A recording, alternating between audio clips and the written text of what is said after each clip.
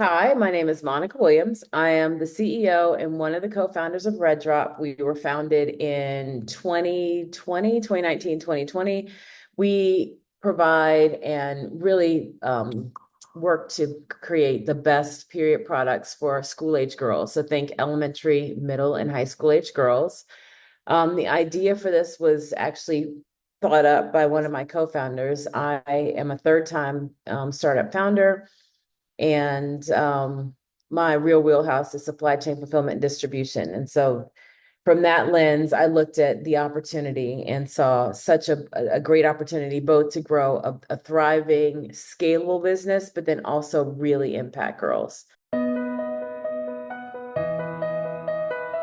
So we have more than one co-founder, but this particular ideator, her name is Dana Roberts, and she's my god sister. And ironically, she came to me during my first business. It was at that stage where you're still filling orders out of your house. And as family, you recruit people on the weekends. I need help, come help me.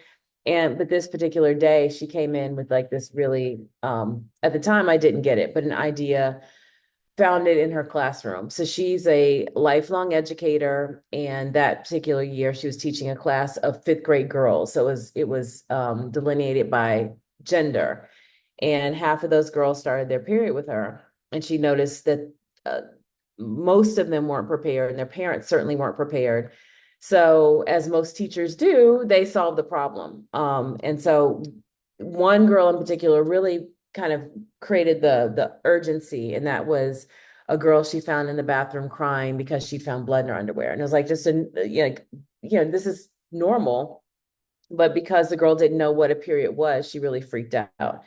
So in response to that, she created a first purse, and that was really just a makeup bag that she put some always and wipes and sensibles in, and she put them in a drawer, a specific drawer in her desk, and she told all the girls this is where they are. And as a like she just saw that the girls felt seen and that they felt really understood, and it helped their self-esteem, like just helped them holistically. So she came to me with the idea of making these little kits. And at the time I had an infant and I didn't get it. Um, but then, it took some years, and my child at that point grew up, and like I'm a physician and I didn't really know how to have that conversation, and really also noticed a big white space in the industry for pads and products and education for girls that are like just starting the period, which is usually like they're 5 feet tall, they're 95 pounds, they're in like sixth grade, fifth, sixth, seventh grade, something like that. So I called her up and I was like, hey, what do you think about, kind of taking this on? And so that's how RedDrop started. It's hard, but it's a really good question. But as somebody that's like still very much in the work and still very much a startup founder, it's hard to notice the good milestones because there's so many grindstones, if you will. But if I have to pick out some of like the milestones, one was probably like the first time you hit $1 million in sales. For whatever reason, that kind of like moment or that number is cemented as some sort of milestone. So that was certainly, I can't say we really stopped to celebrate per se, but like we definitely, there was the group chat that was like, oh, we did this thing. So that was a big day, a big moment. And because the majority of our sales are on D2C, like performance marketing is a big part of our lives. And so the first time we like to that extent, the first time we did like a $30,000 day, or the first time we did like a $50,000 day, like those kinds of those financial markers were always big days. Another big day was the day that Girl Scouts reached out to us because it's such a there's a word for this. It feels like you are seen. It'll come to me what the best word is, but like it's like real at that point because Girl Scouts is such a big organization.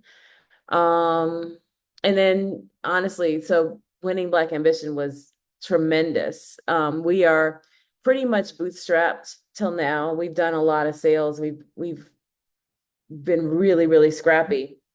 And so winning that was a real moment of just, it was joy, but it was also kind of a realization that this was real, if you will. It was like, it was, I don't really know how to describe that feeling, but it was, that was wild. That was a wild night.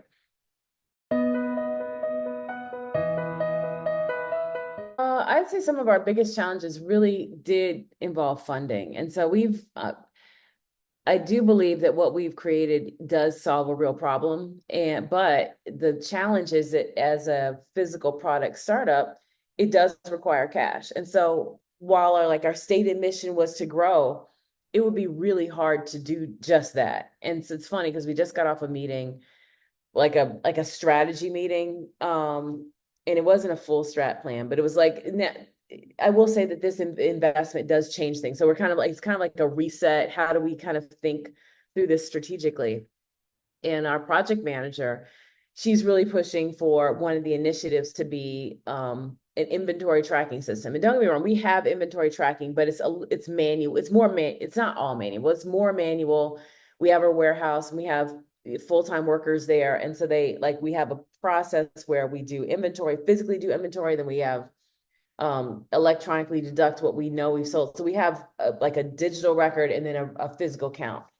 And it works fine. It sure could it be better if we zapped everything like a real SaaS thing? Yes. But like I was saying, our biggest challenge has always been financial. And the way that showed up most of the time was with inventory. So then, kind of if I zoom out a little bit, the way this looks from a project manager or a customer, even more so, is you go on our website and there's stuff that's out, right? And so our project manager during this last threat meeting was like, I feel like our biggest opportunity here is, inventory management. And everyone else on the call was like, I'm not saying you're wrong, but we have a process in place, but this has been money. And she was like, well, but no, I hear you saying it's money, but there's got to be this is process. And in that moment, I guess it dawned on her, she's like, maybe I've just been shielded from some of the real financial issues that you all have been dealing with. I'm like, yeah, we knew we were going to run out of, let's say, packaging. We knew we were going to run out of packaging. We couldn't afford packaging. So, we do all these things to finally get the packaging here, and then we have to airship it, which of course, increases the cost, reduces the margin, which impacts us further down the road. But there was not we knew 2 months ago we were going to run out of packaging. We just couldn't do anything about it. And so I can't underscore enough how difficult funding or lack of funding makes it for a small business to run. And I will say, I'm not saying that we're perfect by any stretch, but the amount of detail that we go through to track our cash flow, we have a daily cash flow management system, and it tracks every dollar that goes out and every dollar that's coming in. And then, the different ways we're paid, we know on this date, this is going to come in, and this date, this is going to come in. And even with that, and we aren't I'm by far not overpaid. In fact, there are many, many, many, many months where I have been paid nothing. And I mean, thank you to my family for the support that I've gotten to be able to do this. But there's not a problem that I can state more clearly than just access to capital.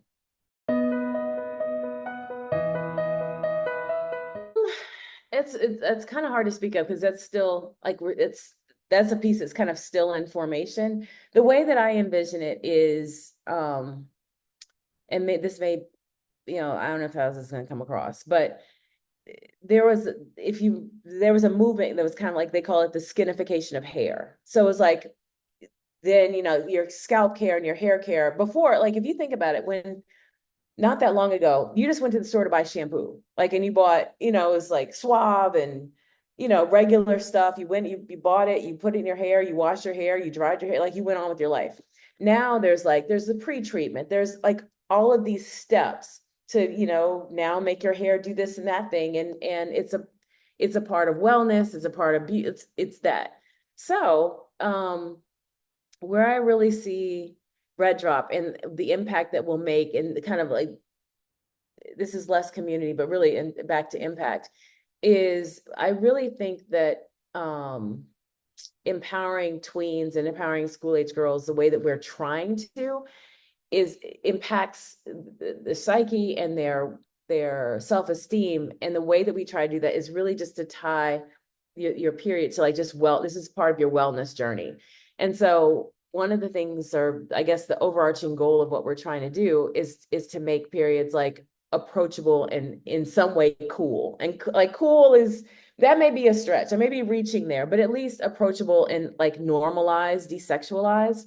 So I can remember, I'm 52, I can remember that many of my, my mom didn't say this, but I think many of her people in her generation would say when a girl started a period, okay, you can get pregnant now. And that's honestly the furthest thing from like a 10, 11, 12-year-old's mind. Not to say that your period is not a part of reproduction. It is, but that's not what this is about. And so like it really imparts this kind of like shameful and maybe not shameful, but like it's a very heavy feeling that it's not. It's just a part of normal growing up. And so what we do with packaging and what we do with education and what we do with the community, and by community, what I'm talking about reaches into like, we do in-person events, we have like digital events, and just really trying to have more open conversations just about not just your period, but this whole journey of going from, being a little kid, like 8, 9, 10, to going through elementary, or through really more through middle school and high school, and becoming this woman on the other side, this woman, like, what does that really mean? But so many changes happen to your body, so many changes happen to your mind and your psyche, and tying those together and making it a positive part of the journey is what I hope. And when you think about the impact that we like, it would be really great if RedDrop could be a part of just making that, just normal and cool. I got an email notification. We'd applied like 2 or 3 years ago, and I don't remember how I found it. I think it was, I don't really honestly don't remember how I found out about it the first time, but like I was basically on the email list kind of thing. So I got an email, and I want to say I probably ignored the first one because like there are so many different cohorts, and we've been in so many cohorts and so many accelerator programs. It was just kind of like I was a little accelerated out, if you will. And then, you look at the process, and it's like it's at least a 9-month process. And you have to do a video, like the whole concept of video. I'm not on social media, so like the video is just like, oh, I don't want to do a video. So, I think I might have started the application, but then I didn't finish it because I saw the video part, and I was just like, I don't know, like I'm trying to run a business that we have no money. So probably with like a week left or so, the email kind of like, 1 week left to apply. I was like, okay, that's for me the moment, like, okay, let me really assess, do I want to take the time to do this? Because this is it's a commitment. So I went through, and like what I found about the application I thought was interesting is the questions were a little different than typical accelerator questions. They really made you think about your business. So I won't say I enjoyed answering the questions, but I did enjoy the challenge of thinking about my business differently, because it's so easy to get kind of siloed and see your business just from one perspective. And so it made me think about it strategically in a way that I hadn't before. So sadly, the nerd in me enjoyed answering the questions. And then the video came down to, how was I going to do this? Because I'm not social media savvy. So I got that done. Let's just leave it at that. I got the video done, and I sent it off, and it was like, okay, cool. I didn't expect anything because, when we applied before, I got like, just a flat no. And to be honest with you, we have applied to a lot of things, and like, it's just like, we are constantly denied. So I wasn't afraid of a no. I knew what no felt like, and I knew how to deal with no. So then, let's say that was like February or March. And then it's like 2 months before there's anything that happens. And then you get the email. It's like, congratulations, you made it to finals. I was like, what? So that was, I will say that in and of itself was a big deal because they put a list out and then people start kind of like saying something about, oh, congratulations. I was like, oh shit, we did it. And I don't want to say I was happy there, but like that was acknowledgement enough, honestly, because that was a step further than had ever gotten before. So then the next step was another application. I'd say these questions were even more thought-provoking, which again, I appreciated the thought process. And there was one question in particular. So now that I'm like a finalist and people are paying attention, I really like kind of honed in on those questions. So I took time on those questions, and there was one question in particular that really, really, really made me think. And I asked like some advisors, and I asked some other people what they thought about this question. I think it was like, what is the biggest problem that you're facing? And there's like a very obvious answer for that, which is, like we talked about, it's funding, right? But I don't think, I was like, I don't think that's the answer. There's more to this. And I took a week to really think about what in our business was that thing. And like, frankly, I so appreciate that because I hadn't thought of it that way, because it's so easy to get hung up on money. Like I spent 20 minutes diatribe or, going down a rabbit hole about, oh, we need funding. You do need funding, but in some cases you really see better ideas. So it really made me think. And I love that. We sent that in, and then we got the good news that we got to like the next level. So with that level, we started having like these pod meetings. And so our pod, I liked my pod leader because it was someone that I had admired from afar. It was Ayanna Parsons. I admired her from afar. So like getting to know her and kind of like being in her space. This is all digital, so I'm not like in her home, but talking to her was really cool, and just like getting to know her a little bit more as a person. And then there are 5 of us, so all of our pod mates are very different. There was like food and bev and a hair care thing, like very different people, but like everyone was still on this journey. And everyone had different perspectives and advice to give. I enjoyed that. And then we did that for some weeks. And then we finally, at the end of that, we found out who was like the actual prize winners. So then that was super rewarding.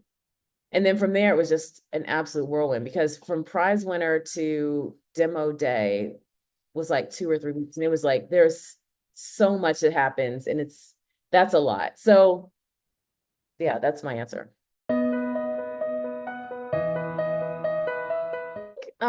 One of the most valuable things, I can't say this is a new lesson, but it definitely reinforced it, is the power and the importance of network. And that's one of the things I think that Black Ambition definitely provides funding, which as I went down a whole 10-minute monologue about that, the importance of that. The other side of this is it's kind of the who you know of this. And it doesn't necessarily have to be like powerful people. It's other people who are in the same position that you are, that can help you think through problems and see around corners. So this reinforced that network is so important and so powerful. And I honestly only expect it to grow, because so like we'll get to know people from the past, and there'll be years in the future. So I think that is one of the biggest gifts.